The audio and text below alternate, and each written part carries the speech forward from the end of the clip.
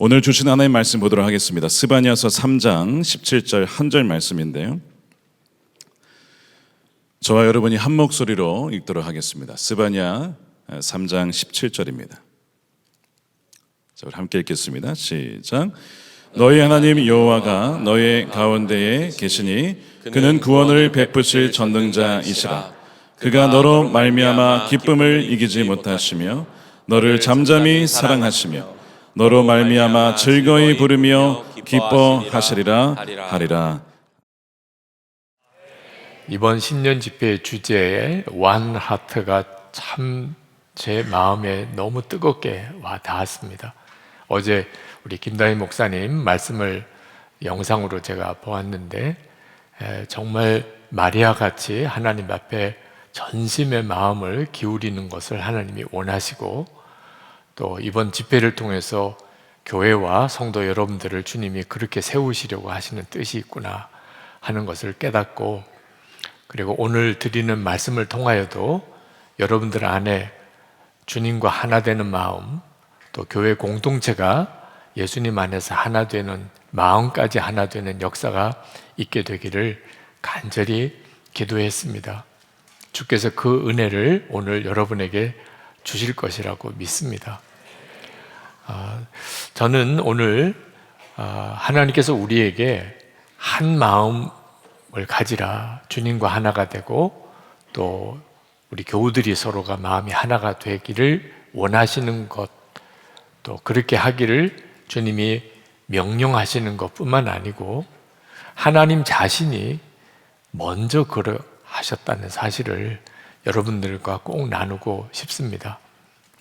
하나님이 그러신 분이세요. 정말 말할 수 없이 우리를 향한 일편단심이십니다. 하나님에게는 조금도 마음에 갈라짐이 없으세요. 저를 향하여도 여러분을 향하여도. 우리가 그 하나님의 그 마음을 알게 되면 우리 마음이 하나가 될 수밖에 없게 됩니다. 하나님을 향한 마음이 막 뜨거워지게 돼요. 한 마음이 되라고 명령해서 한 마음이 되는 것이 아닙니다. 마음만큼은 우리 스스로가 할 수 있는 영역이 못 됩니다. 마음은 저절로 그렇게 되어져야 되어지는 일입니다. 어떻게 한 마음이 될 수 있을까요? 하나님과 마음이 하나가 되고 또 우리들 서로가 하나가 되는 일이 어떻게 가능할까요? 우리가 우리를 향한 하나님의 마음을 알게 될 때, 그때 우리 자신이 확 바뀌게 됩니다.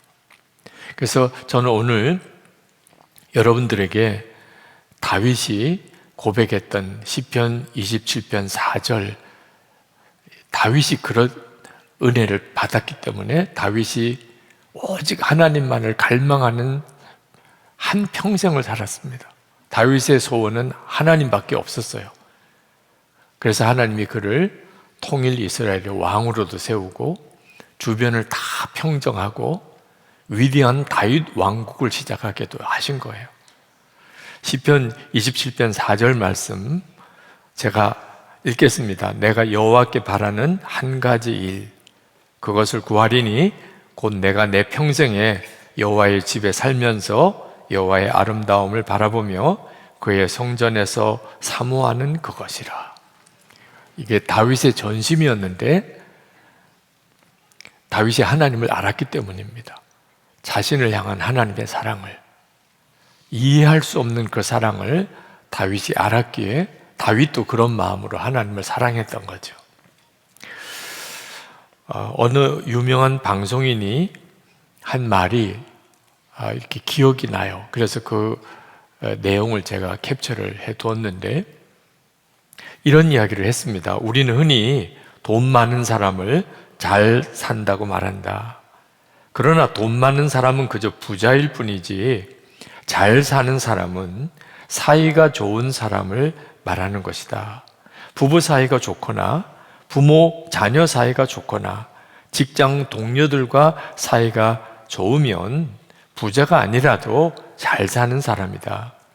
그런데 가장 중요한 사이는 자기 자신과의 사이다. 누구나 오래 함께 살다 보면 감동도 식어지고 신선함도 사라지고 소원해지기 쉬워진다. 이것을 극복하지 못하면 사이가 안 좋아지게 마련이다. 우리에게 있어서 가장 오래 함께 산 사람이 자기 자신이다. 그래서 누구나 자신과의 관계가 좋기 힘들다. 그 방송을 들으면서 저 자신에게 질문이 되더라고요. 너는 너 자신과 사이가 좋으냐? 제가 나는 죽고 예수로 사는 이 복음을 정확히 알고, 그리고 예수님과 정말 인격적으로 동행하는 삶을 시작하기 전에는 솔직히 저 자신과의 관계가 좋다고 말할 수가 없었어요. 항상 열등감이 심했고 좌절감도 심했고 두려움도 염려도 많았고 또 불평도 원망도 많았고, 그리고 무엇보다 혼자만에 있는 시간에 스스로 이렇게 무너지는 저 자신에 대한 좌절감, 은밀한 삶에서 이렇게 승리하지 못하는 그런 정말 부끄러움, 거기에서 헤어나오지를 못했습니다. 저 자신과의 사이가 절대 좋았다고 말할 수가 없었어요. 항상 우리들에 있어서 제일 큰 문제는 자기 자신에 대한 좌절감입니다.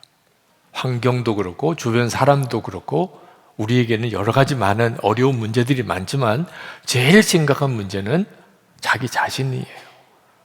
자기 자신에 대한 좌절감이 모든 문제를 일으키는 겁니다.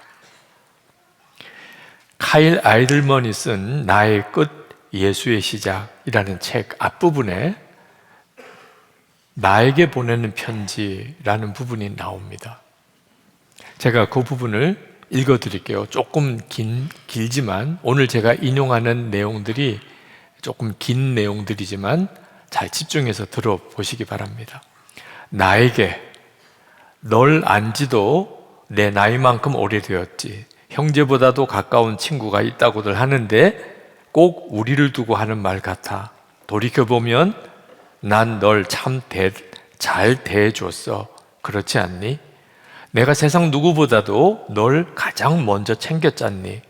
나한테는 항상 네가 최우선이었어.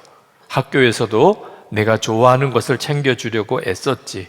넌 특히 관심 받기를 좋아했어. 그래서 난 모든 관심을 내게 집중시키려고 별짓을 다 했지. 인터넷에 내 멋진 모습을 담은 사진만 올리면 누구나 내가 꿈 같은 삶을 살고 있다고 믿잖아. 사람들이 너에게 쓴 댓글을 보고 괴로워할 때 난 그 사실을 철저히 비밀에 붙이려고 노력했어. 난 내 행복을 위해서라면 물불을 가리지 않는 친구였어. 그런데 그거 아니? 내가 소박한 시골 소년이었을 때 그나마 내 기분을 맞추기가 훨씬 편했어. 그때는 사탕 하나면 끝이었었지. 그런데 내가 한두 살씩 나이가 먹으면서 힘들어지기 시작했어. 넌 매번 칭찬을 독차지하면서도 겸손해 보이길 원했어. 그러니 내가 얼마나 힘들었겠니? 결혼식 때 넌 너 자신보다 아내를 더 사랑하고 아끼겠노라고 약속했어. 하지만 넌 늘 너부터 챙겨달라고 졸라댔지. 한밤중에 아이가 울 때 넌 항상 자는 척해 라고 말했지. 그러면 난 아내보다 널 더 위하고 말지. 스포츠용품점에 들어갔을 때도 내 그 버릇이 여지없이 나왔지. 내가 기뻐하는 모습을 보고 싶기는 하지만 우리는 먼저 예산을 따져봤어야 했어. 넌 내일 일은 전혀 생각하지 않고 당장 기분이 내키는 대로 행동하는 것 같아. 사람들에게 심한 말을 내뱉었던 걸 생각하면 정말 후회스러워. 넌 한 번 뱉은 말은 주워 담을 수 없다는 사실을 알려주지 않았어. 널 사랑하기는 해. 하지만 계속해서 널 위해 살 수는 없어. 지금까지 삶의 운전대를 너한테 맡겨봤지만 아무래도 넌 믿을만 하지 않아. 넌 어디로 가야 할지를 안다고 계속 우기는데 널 따라간 결과는 항상 막다른 골목이었어. 그간 다른 길을 알아봤는데 내가 갈 새로운 길을 찾았어. 좁고 힘든 길이야. 그래서 사람들이 좀처럼 선택하지 않는 길이지. 하지만 이 길만이 참되고 풍성한 삶으로 이어진다는 걸 알았어. 마지막으로 할 말이 있어. 차마 입이 떨어지지 않지만 널 데리고는 이 길을 갈 수가 없어. 그래서 이제 너와는 끝이야. 자, 이 편지를 읽으면서 참 많은 생각을 했습니다. 우리 자신이 우리 자신에 대해서 하는 말이에요. 우리 자신이 자기 자신에 대하여 너무나 많은 실망과 좌절을 겪고 결국은 포기 상태에 빠져버린 그런 내용을 문학적으로 잘 표현한 글이었어요. 우리의 문제는 우리가 우리 자신을 사랑하지 못한다는 것입니다. 그러니까 하나님도 나를 사랑할 것이라고 믿어지지 않는 거예요. 내가 나를 사랑하지 못하는데, 내가 어떤 존재인지를 내가 너무 잘 아는데 하물며 하나님이 나를 사랑하신다고. 설교는 들어요. 성경에서 보기도 합니다. 문제는 믿어지지가 않는 겁니다. 자, 우리가 이런 상태에서는 한 마음이 되는 게 불가능해요. 하나님께 내가 마음으로 하나님을 뜨겁게 사랑하며 하나님이 원하시는 것은 내 소원이 되어는 이런 역사는 그냥 설교에서만 듣는 거인 거죠. 다른 사람들과 정말 하나가 되어지는 일은 그건 이론적으로만 존재하는 것. 실제로 우리의 삶은 가까운 가족들끼리 끊임없이 서로 하나 되지 못하고 교인들끼리 끊임없이 서로 갈등하고 가장 중요한 주님과의 관계가 계속 실패인 거죠. 그렇게 우리가 또 한 해를 이렇게 맞이하게 되는 겁니다. 그러나 여러분, 만약에 우리가 그런 나를 하나님이 얼마나 사랑하시는지를 알게 되는 순간에 인생은 확 바뀌게 돼요. 이건 말이 안 되잖아. 상상도 못하는 일이었어요. 어떻게 나를 하나님이 사랑하시지? 이게 진짠가? 그때부터 인생은 확 바뀌어요. 오늘 밤에 저는 우리 사랑하는 선한목자교회 모든 성도들이 그 은혜를 누리게 되기를 원하는 거예요. 우리에게 이미 주어진 은혜예요. 그러지 않았는데 하나님이 오늘 우리에게 그런 은혜를 주시는 게 아닙니다. 여러분 중에 한 사람도 예외 없이 다 그 은혜를 받고 있어요. 그 사실이 정말 믿어지는 것. 이 역사가 성령께서 하시는 일입니다. 어떤 여자분이 이런 글을 썼습니다. 7살쯤 엄마가 웃으며 말했다. 아빠는 내 오빠 하나만 낳자고 했었어. 근데 엄마가 너 낳자고 졸랐지. 그러니까 너는 엄마한테 고마워해야 해. 그냥 장난이었지만 어린 나에겐 꽤 충격이었다. 그래서 아빠에게 가 물었다. 아빠, 진짜 나 낳지 말자고 했었어? 아빠는 웃으며 말했다.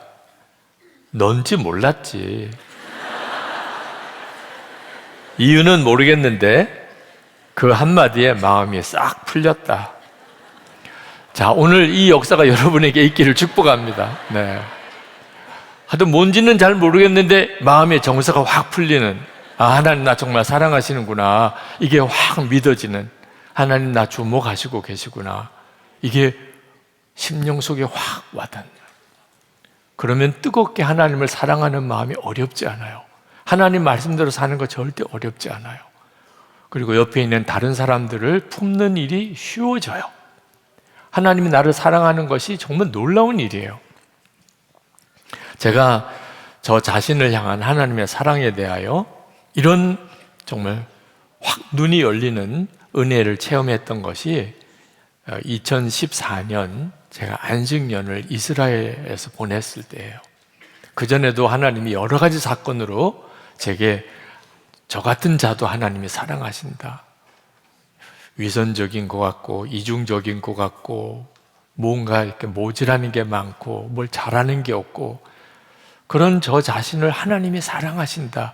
그런 사건들이 여러 번 저에게 있긴 했었지만 결정적인 사건이 2014년 이스라엘에서 40일 동안 안식년을 기간 동안 보냈을 때였습니다. 그때 하나님께서 저를 얼마나 사랑하시는지를 정말 가슴에 확 와닿았어요. 참 놀라운 것은 그게 일기 속에 다 기록되어 있다는 거예요. 제가 여러분에게 일기를 쓰시도록 그렇게 권했던 일이 저 자신에게 이렇게 놀라운 줄은 몰랐어요. 이번 설교를 준비하면서 그때 2014년 안식년 이스라엘에서 보냈을 때 일기를 한번 다시 쭉 읽어보았습니다. 정말 놀라운, 그래 맞아, 이때 이런 일이 있었어, 이 일이었었지. 2014년 3월 26일 수요일 일기입니다. 잠자리에서 일어나자마자 갈릴리 호숫가로 나갔습니다. 2008년 성지순례 때 갈릴리 호수에서 새벽기도 하면서 주님의 임재를 깊이 체험하였던 바로 그 자리였습니다. 이미 몇 분이 호숫가에 나와 있었습니다. 사람들을 피하여 자리를 정하고 다시 무릎을 꿇었습니다. 기도를 시작하기 전 호숫가로 나오면서부터 속에서 울음이 터져 나오는 것을 참았는데 기도를 시작하자마자 한참을 울었습니다. 그리고는 마음이 너무나 편해지는 것을 느꼈습니다. 그런데 이번에 깨달은 은혜에는 지난번과 다른 것이 있었습니다.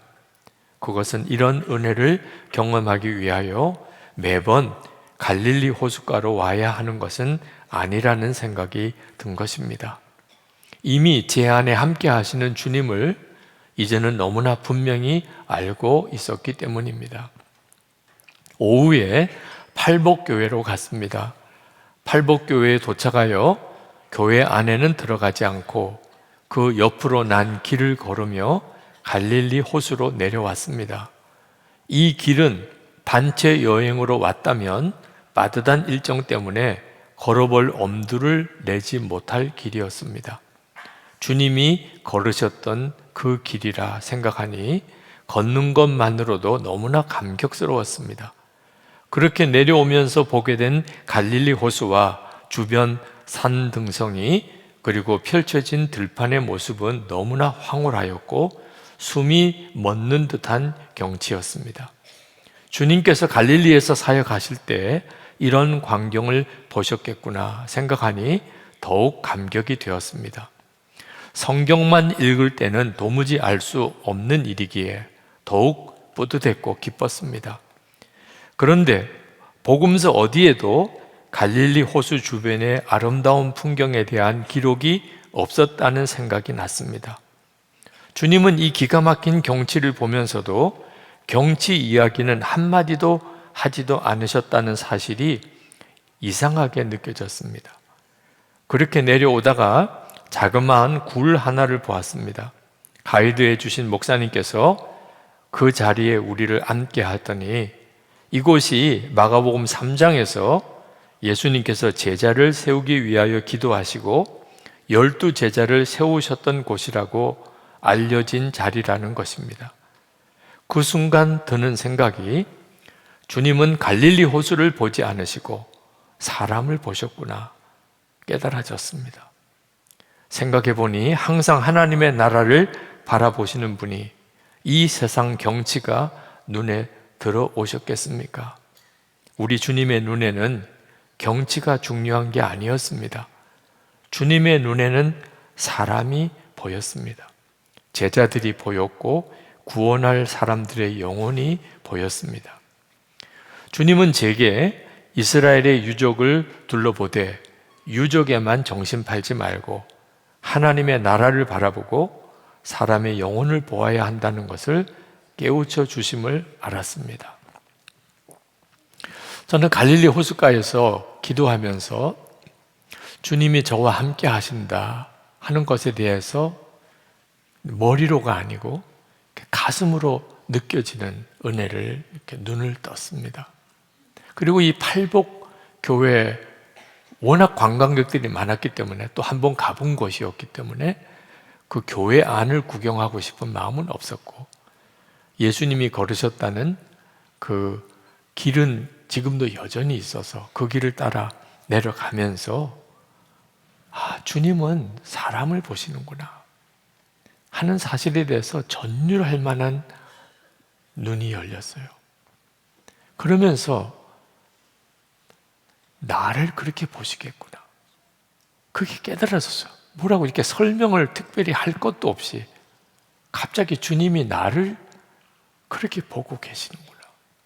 그러면서 이 스바냐 3장 17절 말씀이 생각이 난 거예요. 너희 하나님 여호와가 너희 가운데 계시니 그는 구원을 베푸실 전능자이시라. 그가 너로 말미암아 기쁨을 이기지 못하시며 너를 잠잠히 사랑하시며 너로 말미암아 즐거이 부르며 기뻐하시리라 하리라.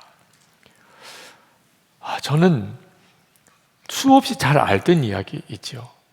근데 그때 그 이스라엘 성지순례를 이제 단체 여행으로 다니는 게 아니고 가이드 목사님과 함께 저희 내외와 그렇게 쭉 걸으면서 제 심령 속에 저를 주목하시는 하나님을 너무나 놀랍게 눈이 뜨였어요. 그 다음날 일기입니다. 2014년 3월 27일 목요일, 오늘 헐몬산에 다녀왔습니다. 이스라엘의 최북단 시리아와의 국경에 있는 해발 2815m 정도 되는 산입니다. 눈이 덮인 헐몬산이 가까이 보이는 전망대에 올라보니 산 아래로 시리아 땅이 보였습니다. 그때 가이드 목사님이 시리아 땅에 보이는 큰 도시를 가리키면서 저기 보이는 성읍이 다메섹입니다 하였습니다. 그리고 길 하나를 가리키면서 저 길이 이스라엘에서 다메섹으로 가는 유일한 길입니다. 바울도 저 길로 다메섹에 갔을 것입니다 하였습니다. 다메섹으로 가는 길, 어디에선가 예수 믿는 사람을 잡으려고 혈기등등하여 가던 바울이 강한 빛 가운데 임하신 주 예수님을 만났던 것입니다. 그때 다메섹으로 가는 길을 한참 내려다 보았습니다. 주님께서 저에게 무엇인가 말씀하시는 것이 있다는 느낌을 받았기 때문입니다. 그리고 그것은 금방 깨달아졌습니다. 주님께서는 아름다운 자연도 아니고 큰 산도 아니고 큰 성읍도 아니고 오직 다메섹으로 가는 바울만 보셨던 것입니다.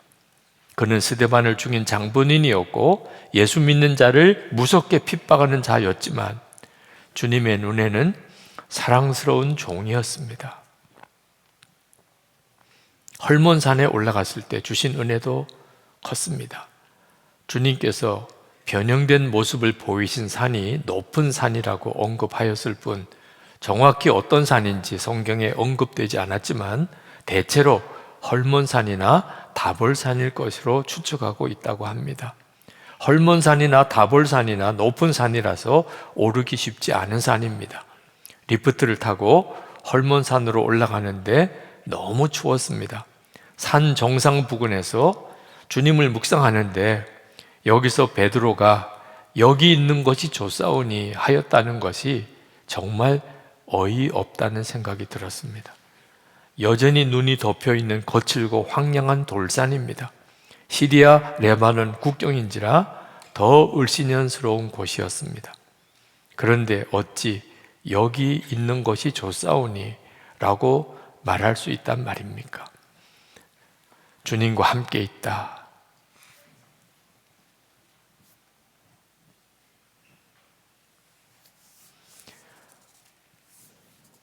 바로 그것, 주님과 함께 있다. 그게 얼마나 좋은가를 말해주는 것이었습니다. 주님과만 함께 있다면 그 어디도 여기가 좋사오니 라고 고백할 수 있습니다. 그렇습니다. 제가 주님과만 함께 있다면 어디든지 다 좋을 것을 믿습니다. 저는 참 그때 그 성지순례 하는 도중에 정말 놀라운 체험들을 했어요. 주님이 저를 주목하시는 것, 그리고 그 주님 한 분이면 그리고 진짜 충분한 것. 근데 여러분, 뭐 저 개인적인 그 성지순례 때 받았던 은혜에 대한 고백이지만 저만 아닙니다. 오늘 여기 계신 여러분은 회중석 속에 지금 이렇게 다 앉아 계셔서 어떤 특별한 한 사람을 지칭하기가 참 어렵지만 저와 여러분 자신과 1대1로 지금 만나고 있다고 생각하고 말씀드리고 싶습니다. 주님은 여러분을 주목하십니다. 여러분이 아무리 지금 앞사람에게 숨어 있어도 저는 못 보지만 주님은 위에서 보시니까 다 아십니다. 지금 휴대폰 보시는 분도 정확하게 주님이 아십니다. 피할 길이 없습니다. 왜냐하면 주님의 관심은 사람에게 있습니다. 다메섹으로 가던 바울은 핍박자였습니다. 그래도 주님의 관심은 그에게 있었고 그를 사랑했습니다. 하물며 오늘 신년 집회에 나와 있는 여러분들을 주님이 어찌 기뻐하고 사랑하지 않겠습니까? 많은 분들이 예수 동의 일기를 죄 고백 일기 아닌가 그렇게 생각을 합니다. 그래서 쓸 자신이 없다는 거예요. 내 부끄러운 모습을 다른 사람에게 보여주는 게 너무 힘들다는 거예요. 완전히 오해하고 있는 겁니다. 예수 동의 일기는 죄 고백 일기 아닙니다. 오히려 나를 사랑하시는, 이해 안 되는 은혜를 주시는 주님의 은혜 일기예요. 얼마 전에 예수 동의 일기를 쓰면서 자신의 죄된 모습은 감추게 되고 좋은 면만 자꾸 쓰게 되는 것이 너무 가식적이라고 여겨져서 일기 쓰기를 중단했다는 장로님이 있다는 말을 들었습니다. 그 장로님이 참 정직하고 신실한 분이었죠. 저도 그 고민을 여러 번 했었습니다. 근데 그 장로님의 심정을 충분히 이해하지만 그 장로님이 자기가 정말 믿는 하나님이 아버지라는 사실을 조금이라도 생각했다면 아마 그 고민에서 금방 벗어났을 거예요. 여러분에게도 동일기를 써야 되는데 내 부끄러운 거, 허물, 내 잘못 그런 것들을 일기 속에다가 이렇게 쓰고 어떻게 이걸 공개하냐 이런 고민이 있으신 분들은 여러분의 일기의 고백의 대상인 하나님이 아버지라는 사실을 기억하셔야 돼요. 만약에 여러분의 자녀가 나는 죄인이에요. 나는 정말 엉터리 같은 놈이에요. 나는 정말 못된 놈입니다. 나는 정말 사랑받을 자격이 없어요. 그렇게 부모님 앞에서 이야기하고 그렇게 다른 사람들 앞에 가서 이야기하고 한다면 부모 마음에 어떨까요? 내 죄를 알았냐? 그러겠습니까? 그 부모 아닙니다. 부모는 아니야. 너 절대 그렇지 않아. 넌 정말 훌륭한 아이야. 너는 앞으로 정말 좋은 사람이 될 거야. 나는 너의 장점을 잘 알아. 다른 사람들에게 우리 아이 착한 아이예요. 우리 아이가 얼마나 좋은 아이인지는 정말 제가 잘 알아요. 여러분, 부모는 당연히 자녀들의 허물은 가려주고 그 아이의 좋은 점은 드러내고 싶어 해요. 그게 부모 마음이에요. 하나님이 우리 아버지시라니까요. 삭개오의 주님이 그렇게 하셨잖아요. 삭개오의 허물을 들춰내고 너가 내 죄를 알아야지 어떻게 네가 나를 집에 오라고 하느냐? 내가 너의 집에 갈 것 같으냐? 주님 그렇게 말씀 안 하셨잖아요. 마치 삭개오의 그 허물 많은 것을 전혀 모르는 사람인 것처럼 그렇게 삭개오를 받아주셨잖아요. 돌아온 탕자 이야기 우리에게 명확하게 말씀하고 있잖아요. 탕자는 자기는 더 이상 아들이라고 대접받을 자격 없습니다. 종으로 써주세요. 당장 굶어 죽을 지경입니다. 아버지는 못 들은 척 금가락지 끼워주고 좋은 옷 입혀주고 잔치를 벌려주잖아요. 그게 아버지 막. 저는 일기를 쓸 때마다 그런 놀라운 아버지의 사랑을 느껴요. 저도 때때로 제 죄와 실패로 얼룩진 날들이 왜 없었겠습니까? 오늘은 이렇게 내가 망가졌다. 오늘은 내가 이렇게 정말 문제가 많은 삶을 살았다. 그렇게 일기를 이렇게 쓰기 시작할 때, 그때 주님은 저에게 그게 기뻐하지 않으시는 느낌을 주셨어요. 그리고 주님을 바라보라는 거예요. 주님을 바라보면 주님께서는 반드시 저에게 그런 마음을 주세요. 하나님 저를 향한 사랑이 변함이 없으시다. 주님은 제 안에 여전히 거하신다. 떠나지 않으신다.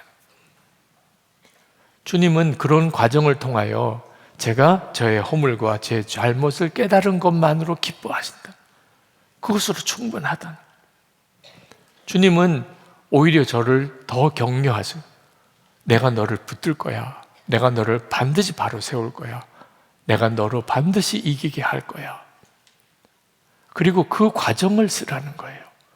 주님을 바라보았던 것, 실패와 잘못에서 주님을 바라보았던 것, 주님이 저에게 주셨던 새로운 그런 용기, 격려, 변함없는 하나님의 사랑, 떠나지 않는 주님의 임재, 그러므로 인하여 제 마음의 변화, 그런 내용을 쓰라는 거예요. 저는 일기를 쓰면서 정말 주님은 저를 덮어주고 가리워주고 그러시는 분이신 것을 매번 경험해요. 그래서 일기를 한 번 썼다가 또 기도하게 되고, 그 다음에 또 두 번째 쓰고, 또 기도하게 또 세 번째 쓰고, 그러고서야 일기가 올라가요. 그렇게 일기를 쓰면서 주님은 저를 지난 15년 동안 매일 저를 바꿔 가셨어요. 여전한 사랑, 변함없는 사랑, 여전히 함께 하심을 통해서 제가 저의 잘못을 바꿔가게 하시고, 저의 부족함에서 다시 일어나게 하시고, 저를 절망에서 다시 건져내시고, 다시 시작하는 은혜를 주시고, 그게 지난 15년이에요. 그렇게 제 삶을 바꾸신 거예요. 제가 동해일기를 쓰시라고 그렇게 권해드리는 것은 여러분의 부끄럽고 추한 모습을 사람들에게 동네방네 다 알리라고 하는 거 아니에요. 마귀가 하는 일이 그 일을 하는 거예요. 마귀는 하여튼 우리의 허물과 죄를 들춰내는 게 마귀가 하는 일이에요. 죄 짓게 하고는 그것으로 인해 우리의 인생을 완전히 파멸시키는, 가룟 유다에게 예수님을 팔게 하고는 목매달아 죽게 만드는, 그게 마귀가 하는 일이에요. 아버지 하나님은 그렇지 않아요. 우리의 허물을 가리우시고 우리를 다시 깨끗게 하시고 그리고 우리를 다시 세우시고, 그게 하나님 아버지의 사랑이에요. 일기를 쓰면서 그것을 너무나 놀랍게 경험을 해요. 우리가 예수 동해일기를 쓰면 분명한 것은 우리의 죄성을 더 많이 알게 된다는 겁니다. 그냥 일기 쓰지 않고 지내는 거 비교가 안 될 정도로, 아, 내가 이렇게 엉터리구나, 지긋지긋하구나, 내 죄성이, 내가 이렇게 잘못을 많이 하고 사는구나.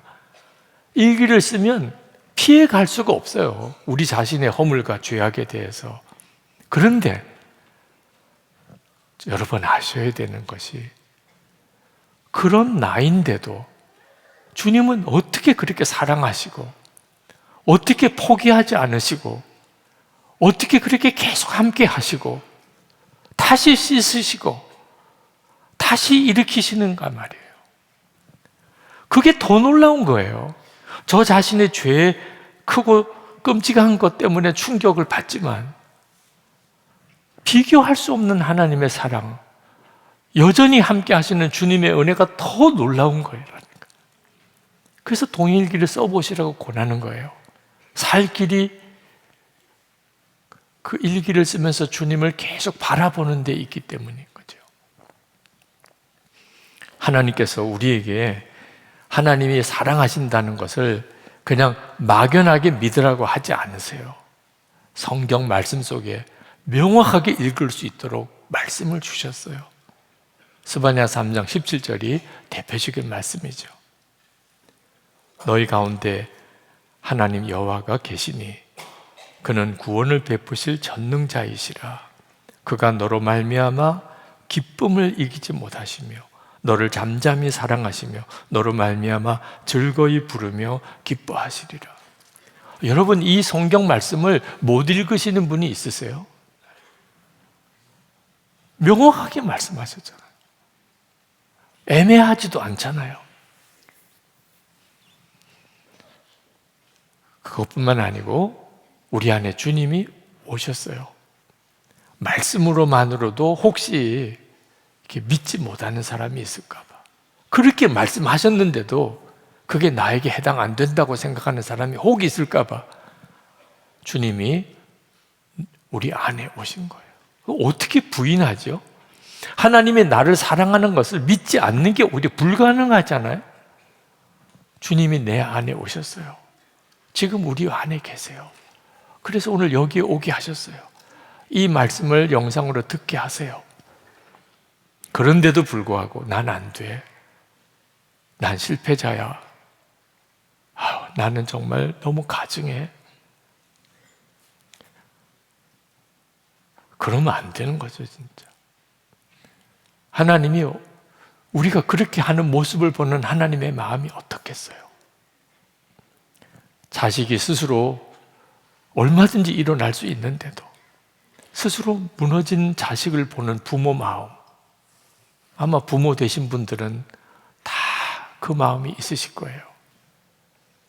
자녀가 진짜 다 무너졌음에도 불구하고 다시 일어날 때 믿음을 가지고 부모의 기도와 사랑을 정말 믿고 다시 해보겠다고 일어날 때 그때 그 부모의 기쁨이 어떻겠어요? 오늘 하나님이 우리에게 원하시는 것이 바로 하나님의 사랑에 대한 확신입니다. 여전히 주님은 나를 사랑하신다. 나도 나를 사랑하지 못할 정도로 지금 내가 망가진 것 같은데 하나님은 여전히 나를 엄청나게 기대하시고 그리고 사랑하시고 능히 세우실 수 있으세요.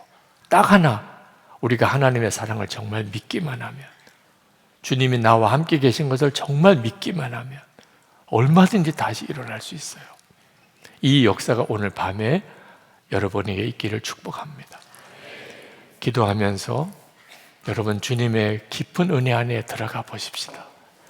우리 찬양, 내가 너를 얼마나 사랑하는지 너는 아느냐, 송명희 시인이 작사한 찬양인데 우리 찬양팀이 먼저 한번 불러주세요. 여러분들이 처음부터 따라하지 않으셔도 좋습니다.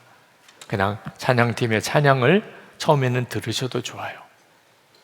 이것이 여러분의 가슴 속에 성령의 감동으로 내 찬양이구나, 하나님이 내게 주신 지금 놀라운 메시지구나, 그렇게 믿어지면 그때부터 따라 한번 해보시면 좋겠습니다.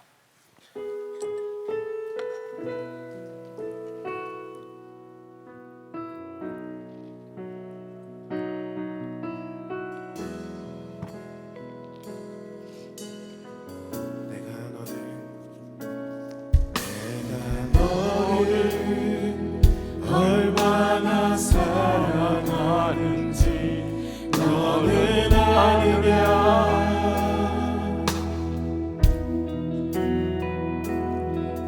내가 너를 얼마나 좋아하는지 너는 아느냐.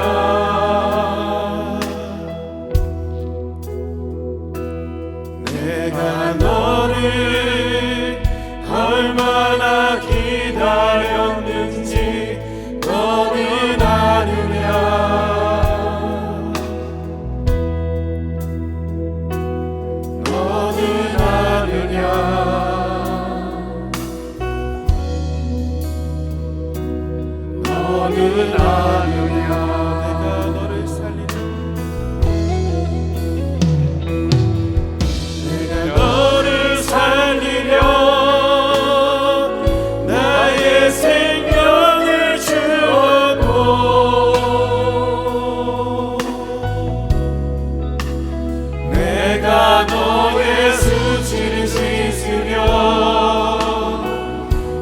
나의 생명을 준 것을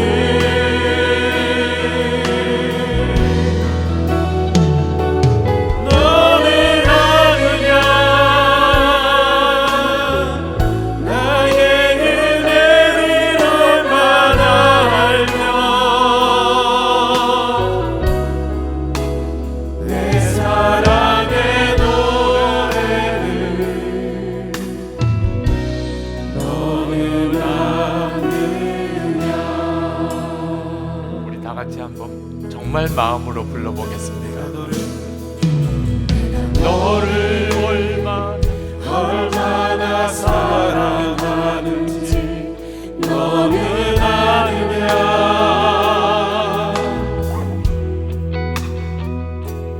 내가 너를 얼마나 좋아하는지 너는 아느냐.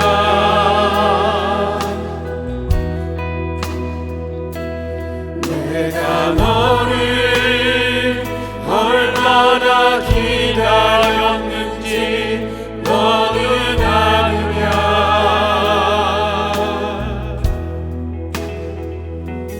너는 아느냐.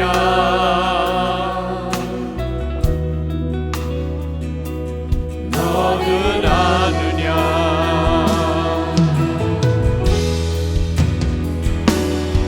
내가 너를 살리려 나의 생명을 주어도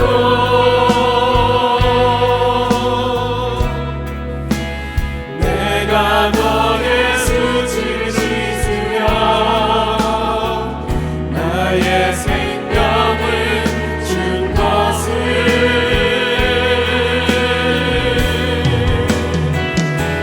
너는 아느냐. 나의 은혜를 얼마나 알며 내 사랑의 노래를 너는 아느냐.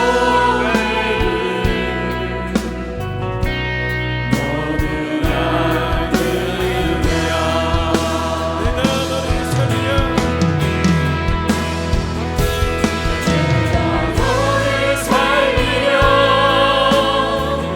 나의 생명을 주어도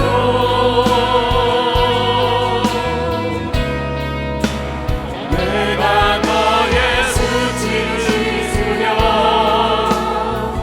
나의 생명을 준 것을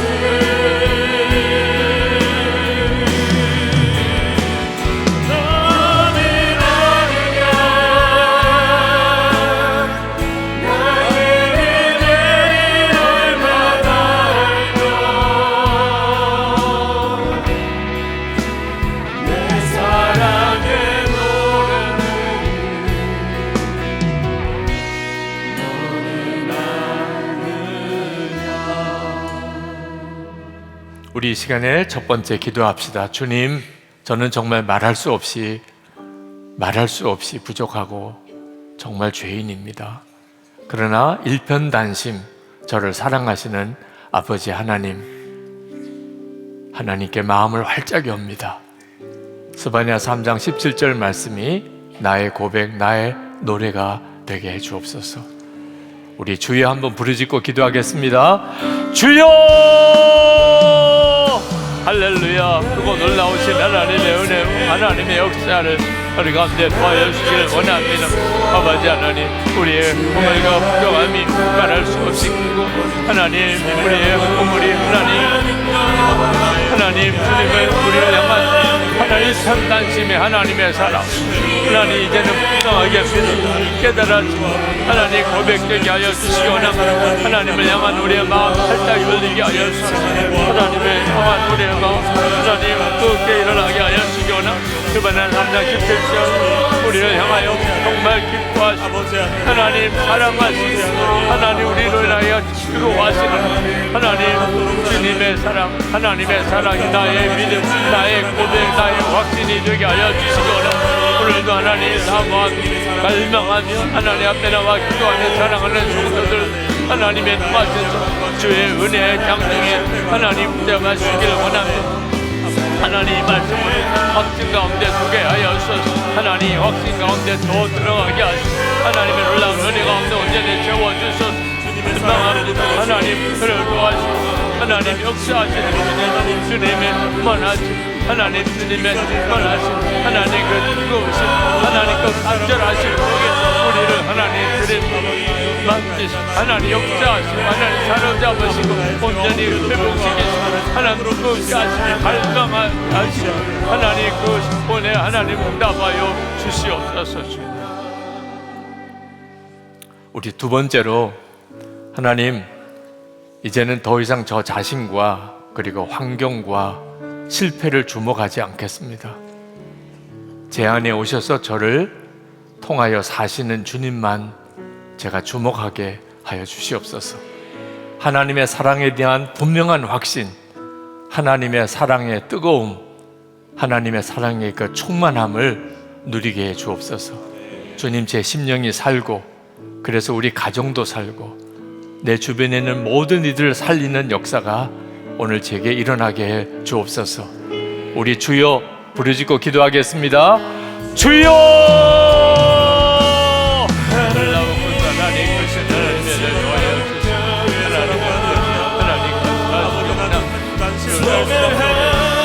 아버지 나는 연약하여 무너질 수밖에 없고 계속해서 아버지 내 힘으로 내 무너질 끊어낼 수 없습니다. 그렇기에 아버지 나를 끝까지 알려고 내 안에서 나를 위하여 일하시고 아버지 주님과 축복하며 힘만 바라보며 주의 사랑만을 의지하며 나아갑니다. 그럼에도 불구하고 사랑하시는 그럼에도 불구하고 여전히 변함없이 붙이신 하나님의 사랑을 아버지 의지하며 나아갑니다. 아버지 나를 붙잡히고 이기지 못하시고 아버지 그렇게 사랑하시는 주님의 사랑만 의지하며 나아갑니다. 내 안에 주님이 나를 사랑하시는 데야 아버지 뜨거운 감각이 회복되게 하옵소서. 아버지 주님까지 사랑하시는 아버지 주의 사랑으로 아버지의 많은 신령을 아버지의 모든 삶의 아버지의 뜨거운 사랑으로 새롭게 하여 주옵소서. 충만케 하여 주옵소서. 오직 주님의 사랑이 나아가 나의 생명을 의지할 수 없어. 나의 숙제를 의지할 수 없어. 아버지 나를 사랑하시는 주님만을 아버지 주의 사랑만을 의지하며 나아가기 원합니다. 주의 사랑으로 주의 사랑으로 이루어 주옵소서.